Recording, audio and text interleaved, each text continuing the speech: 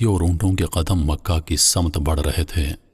مدینہ جہاں رسول اللہ کا منبر تھا، جہاں اسلام پروان چڑھا تھا، وہ آہستہ آہستہ کاروان حسینی کی نظروں سے اوجھل ہو رہا تھا اور تاریخ ایک نئے اور عظیم باب کی طرف بڑھ رہی تھی۔ تپتے ہوئے ریگستانوں اور پہاڑی راستوں کو عبور کرتا ہوا 5 دنوں کے سفر کے بعد 3 شعبان 60 ہجری کو کاروان حسینی مکہ مکرمہ کی حدود میں داخل ہوا۔ مکہ پہنچتے ہی امام حسین نے سورۃ القصص کی یہ آیت تلاوت فرمائی۔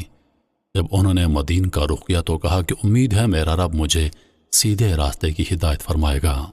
اہل مکہ نے جب سنا کہ نواسہ رسول یزید کی بیعت سے انکار کر کے ان کے شہر آ چکے ہیں تو پورے شہر میں خوشی کی لہر دوڑ گئی۔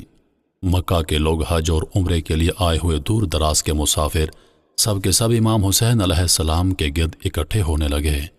شاب ابی طالب میں امام کا قیام گاہ بن گیا، جہاں ہر وقت لوگوں کا تانتا بندھا رہتا۔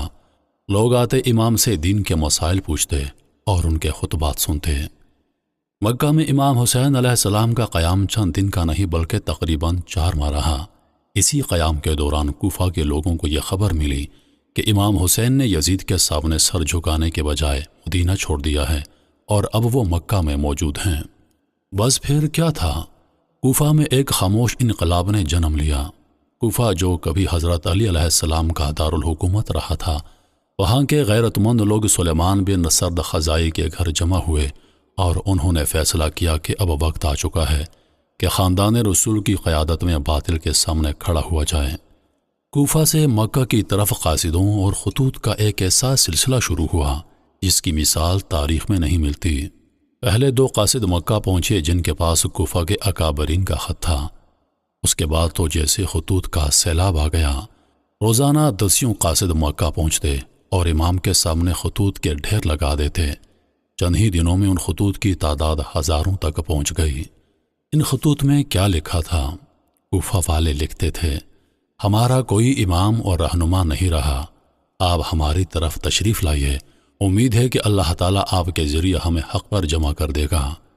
یہاں باغوں میں پھل پک چکے ہیں، زمینیں ہری بھری ہو چکی ہیں، آپ اپنے لشکر کی طرف تشریف لائیے جو آپ کے ایک اشارے پر جان دینے کو تیار ہیں۔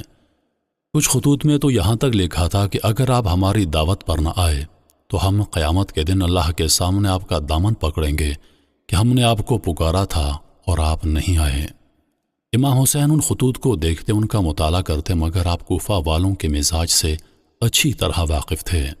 آپ جانتے تھے کہ کوفہ کے لوگ جذباتی ہیں اور حالات بدلتے ہی اپنے فیصلوں سے مکر جاتے ہیں، لیکن دوسری طرف اتنے ہزاروں خطوط اور